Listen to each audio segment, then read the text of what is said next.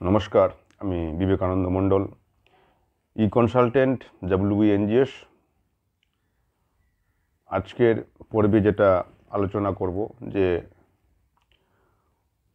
ভারত সরকারের একটি সংস্থা রয়েছে, তার নাম হলো রাজা Rammohan library foundation, ministry of culture. এই ডিপার্টমেন্ট ভারতবর্ষের সমস্ত রাজ্যে রয়েছে এবং এই রাজা রামমোহন লাইব্রেরি ফাউন্ডেশন প্রতি বছর এনজিও, ক্লাব, ট্রাস্ট পরিচালিত যাদের লাইব্রেরি রয়েছে তাদেরকে অনুদান দেয়। আমাদের পশ্চিমবাংলায় অনেক লাইব্রেরি রয়েছে যেগুলো বেসরকারি লাইব্রেরি, সেগুলো হয়তো ঠিকমতো পরিচালিত হচ্ছে না বা সব কিছুই আছে কিন্তু অনুদান পাচ্ছে না। এই বিষয়ে আপনাদের কাছে জানাবো যে রামমোহন লাইব্রেরি থেকে প্রচুর পরিমাণে অনুদান পাওয়া যায়। বিভিন্ন স্কিম রয়েছে, ওদের ম্যাচিং স্কিম, নন ম্যাচিং স্কিমগুলো রয়েছে, সেটা কিন্তু আপনাদেরকে জানতে হবে। কীভাবে এটা আবেদন করা যায়, কত টাকা পাওয়া যায়, কীভাবে আবেদন করবেন, প্রসেসটা কী, ডকুমেন্টটা কী, এগুলো আপনাকে সবই বলবো আজকে। তাদের মূল বিষয় আলোচনা যে রাজা রামমোহন লাইব্রেরি ফাউন্ডেশনের বিল্ডিং গ্র্যান্টের জন্য কত টাকা আপনারা পেতে পারেন। তো এই বিষয়ে আজকে আলোচনা। তাই প্রথমে আপনাদেরকে জানাই যে এটা রাজা রামমোহন লাইব্রেরি ফাউন্ডেশন দুই ধরনের স্কিম রয়েছে, ম্যাচিং স্কিম, নন ম্যাচিং স্কিম। তা আমি প্রথমত আপনাদের বলি, বিভিন্ন রকমের অনুদান রয়েছে, তার মধ্যে সবচেয়ে বড় যেটা ফান্ড রয়েছে যে বিল্ডিং গ্র্যান্ট। ভালো করে সবাই শুনবেন। যে সমস্ত সংস্থা, এনজিও, ক্লাব, ট্রাস্ট এখনো পর্যন্ত লাইব্রেরি চালিয়ে যাচ্ছেন বা পরিচালিত করে যাচ্ছেন, তাদের প্রত্যেককেই কিছু ক্রাইটেরিয়া মেনে চলতে হবে এবং সেগুলো জিনিস থাকলেই আপনি কিন্তু লাইব্রেরি বিল্ডিংয়ের টাকা পেতে পারেন। এই অনুদানের লিমিট আছে 10 লক্ষ টাকা থেকে 15 লক্ষ টাকা পর্যন্ত। এবার এই 10 লক্ষ থেকে 15 লক্ষ টাকা বিল্ডিং গ্র্যান্ট পেতে গেলে প্রথমত আপনাকেও বিভিন্নভাবে প্রসেস রয়েছে, সেই বিভিন্ন প্রসেসে আপনাকে অ্যাপ্লাই করতে হবে। এই প্রসেসগুলো আপনাকে পরিষ্কার জানতে হবে যে কীভাবে অ্যাপ্লাই করবেন। তো এই বিষয়টা আপনাকে জানাই আমি প্রথমে, যে সমস্ত লাইব্রেরির প্রথমত বয়স দেখতে হবে, যে আমাদের লাইব্রেরির বয়স কত।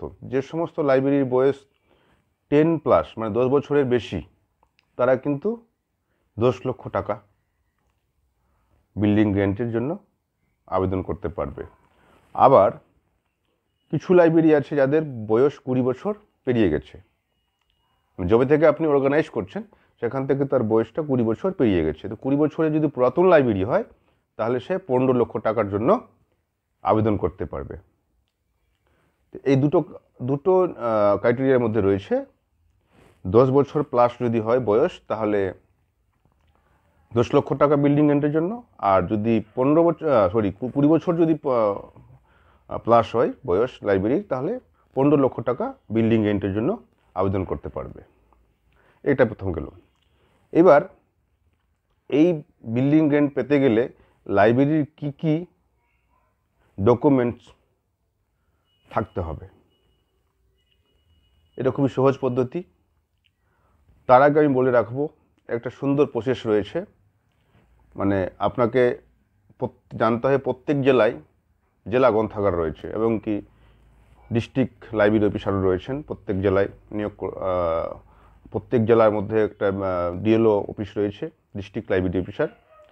তার মাধ্যমে এই সমস্ত কাজগুলো হয়। প্রথমত আমরা যে অ্যাপ্লিকেশন তৈরি করি, যে প্রসেসটা, সেই অ্যাপ্লিকেশনে একটা প্রজেক্টের মধ্যে তৈরি করতে হয়। ডকুমেন্ট 3 কপি হয়, 3 কপি তৈরি করতে হবে। সেটা আপনার লাইব্রেরিয়ান করে বা সেক্রেটারি করতে হবে। 3 কপি করে জমা দিতে হয়। 3 কপি জমা দিতে হয় ডিস্ট্রিক্ট লাইব্রেরিতে। ডিস্ট্রিক্ট লাইব্রেরিতে ডিএলও সাহেব ইনভেস্টিগেশন করতে পারে, এসে দেখবে পরিকাঠামো, অথবা যদি মনে করে যে না আমি ফোনেই করে নেবো, করতে পারে, করে আপনাকে ওরা রাজ্য স্টেট সেন্ট্রাল লাইব্রেরিতে পাঠিয়ে দেয়। সেখান থেকে রিকমেন্ডেশন করে ওরা রাজা রামমোহন লাইব্রেরিতে পাঠিয়ে দেয়। রাজা রামমোহন লাইব্রেরি ফাউন্ডেশন আমাদের সল্টলেক, কলকাতায় সল্টলেকে রয়েছে।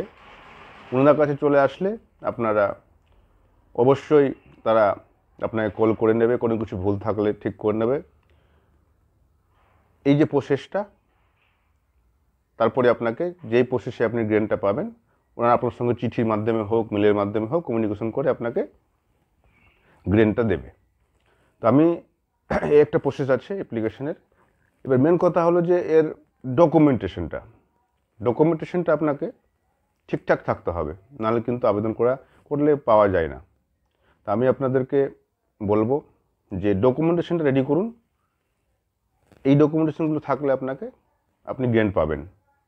প্রথমত আপনাকে জানাবো যে ফার্স্ট আপনাকে লাইব্রেরির যে আপনাদের চালাচ্ছেন বা আপনার ক্লাব, এনজিও, ট্রাস্ট, তার রেজিস্ট্রেশন সার্টিফিকেট লাগবে, প্যান কার্ড রয়েছে।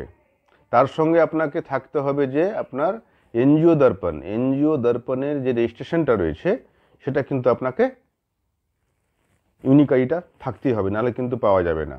ফার্স্ট কিন্তু মাথায় রাখবেন সেই সব ক্লাব, এনজিও, ট্রাস্টের এনজিও দর্পণ আইডি থাকতেই লাগবে। হলো pan card, registration certificate, NGO দর্পণ, ব্যাঙ্ক অ্যাকাউন্ট ক্লাবের নামেই হতে হবে। যে সংস্থা আপনি লাইব্রেরি পরিচালিত করছেন সে তার নামেই হতেই হবে। এটা চেকবুক বা ইন্টারনেট ব্যাঙ্কিং ফ্যাসিলিটি থাকতে হবে। মেমোরেন্ডাম, এমওই থাকতে হবে। মেমোরেন্ডাম থাকার পরে আপনার লিস্ট অফ ম্যানেজিং কমিটি থাকবে। 3 বছরের অডিট রিপোর্ট আপনাকে দিতে হবে। 3 বছরের অ্যানুয়াল রিপোর্ট আপনাকে দিতে হবে। আপনাকে যে এলাকায় যে আপনার রয়েছে, গ্রামে হলে আপনার পঞ্চায়েতের একটা শংসাপত্র লাগবে, অথবা মিউনিসিপ্যাল শংসাপত্র, যে আপনি চালাচ্ছেন এখানে বহুদিন থেকে চিনে জানে, এরকম শংসাপত্র লাগবে। এরপরে আপনি যে জায়গায় লাইব্রেরি বিল্ডিংটা করবেন সেই লাইব্রেরি বিল্ডিংয়ের যেন রেজিস্ট্রিকৃত হয়, মানে আপনার ক্লাবের নামে যেন ক্লাব বা বলছে আপনার যে লাইব্রেরির নামে যেন থাকে। হতে পারে যে লাইব্রেরিয়ান ক্লাব রয়েছে, তো তার নামে যেন রেজিস্ট্রি করা থাকে জমিটা, কোনো রকমে মানে জমিতে যেন অসঙ্গতি না থাকে, পরিষ্কার যেন রেকর্ড আপনার জমির নামে যেন থাকে, সেটা আপনাকে দেখে নিতে হবে। এটা গেল। এরপরে আপনাকে যখন আবেদন করবেন তখন আপনাকে পিডব্লিউডি একটা শংসাপত্র লাগবে। আপনি জমির কাগজ সে নিয়ে আপনি যখন জেলায় যাবেন, জেলায় গিয়ে বলবেন পিডব্লিউডি সার্টিফিকেট দিতে, পিডব্লিউডি একটা সার্টিফিকেট আপনাকে দেবে, সার্টিফিকেটের কপি আপনাকে লাগবে। এরপরে আপনাকে দিতে হবে বিল্ডিং এস্টিমেট প্ল্যান। আপনি যে বিল্ডিংটা, লাইব্রেরি বিল্ডিং তৈরি করছেন তার বিল্ডিং এস্টিমেট এবং প্ল্যান লাগবে।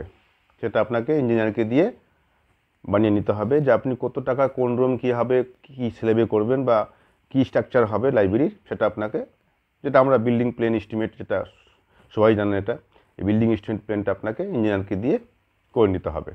এটা করে নিয়ে আপনাকে ব্লু প্রিন্ট আপনাকে থাকতে হবে সঙ্গে, যে আপনার এস্টিমেটের যে ব্লু প্রিন্ট সেটাও যেন থাকে। এ করে আপনাকে সমস্ত ডকুমেন্টটা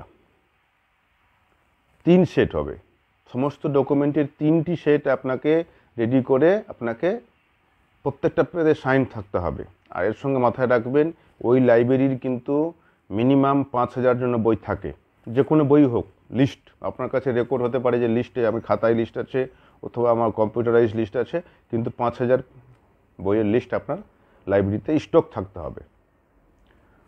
এই স্টক লাইব্রেরিয়ান বলতে পারে যে আমার খাতার সিরিয়াল নাম্বার দিন, এটা হতে পারে। এবং কি লাইব্রেরি যে ইনভেন্টারি রেকর্ড থাকে, আপনার লাইব্রেরির ইনভেন্টারি কথা অর্থ হলো যে আপনার যে লাইব্রেরিতে টেবিল, চেয়ার, আলমারি, এটা ইনভেন্টারি একটা রেকর্ড ম্যানেজ করা হয়, মেনটেন করে প্রত্যেক জায়গায়।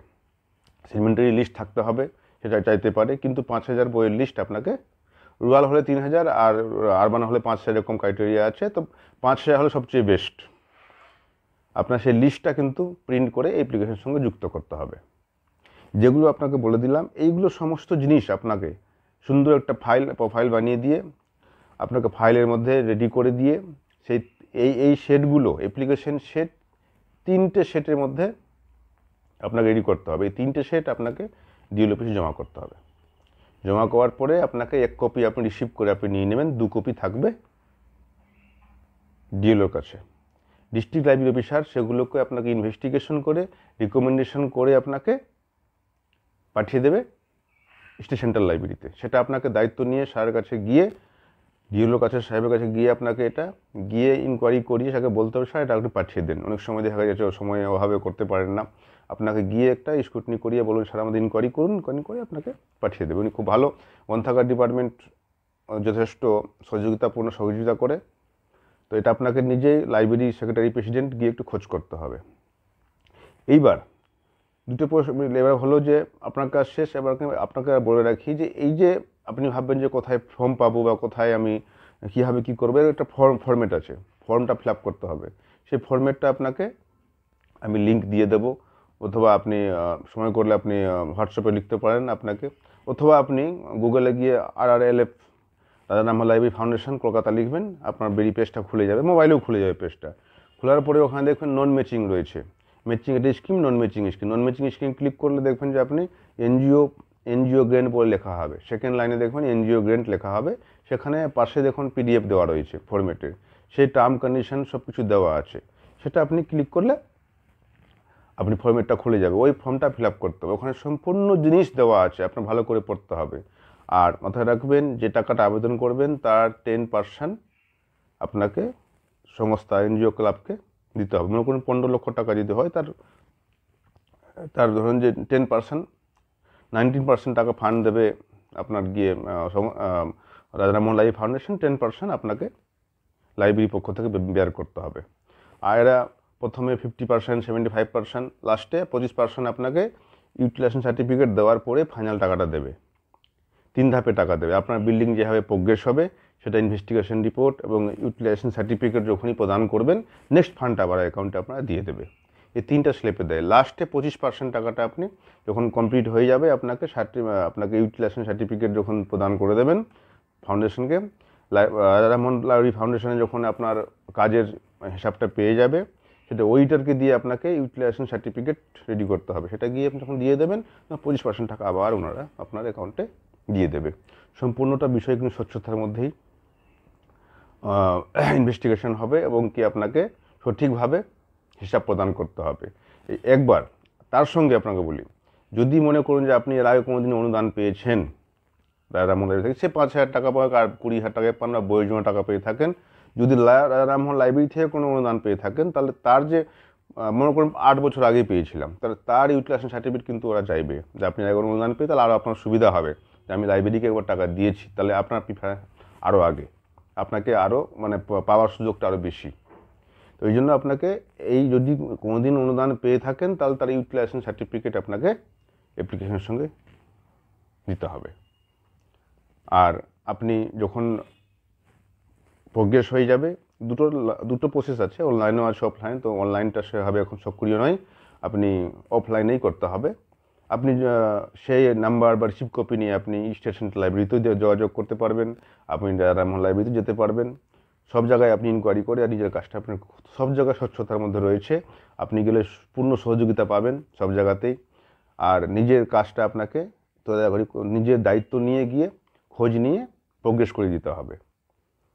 যদি কোনো সময় দেখুন আটকে গেছে বা পারছেন না করতে বা হচ্ছে না, নিজেই আপনি রাজা রামমোহন ফোন করতে পারবেন। আপনার ফোন নাম্বার, রাজা রামমোহন লাইব্রেরির ফোন নাম্বার বা স্টেট সেন্ট্রাল লাইব্রেরির ফোন নাম্বার সব কিছুই আপনি অনলাইনে পেয়ে যাবেন। আপনার নিজের মতো তদন্ত করে নিজের কাজটা করে নিতে হবে। আপনার টাকাটা পাওয়া কোনো সমস্যা নয়। 10 লক্ষ টাকা 10 বছরের পুরাতন, আর 20 বছরের উপরে যেগুলো লাইব্রেরি সেগুলো 15 লক্ষ টাকা গ্র্যান্ট বিল্ডিংয়ের জন্য পাবেন। এটা আপনি নিজে গাইডলাইনের মধ্যেও দেখে নিতে পারবেন। আর যদি প্রজেক্ট রেডি করতে কোনো অসুবিধা হয় বা যখন পারছেন না বা কোনো ধরনের সমস্যা হচ্ছে কীভাবে রেডি করব, অবশ্যই জানাবেন। আমাদের টিম অবশ্যই আপনাকে সাহায্য করবে। আর যদি ফোন করতে হলে রবিবার, আর বাকি হোয়াটসঅ্যাপ অথবা মেলে আপনি যোগাযোগ করতে পারেন। তাহলে আজকে এই পর্যন্তই, নমস্কার।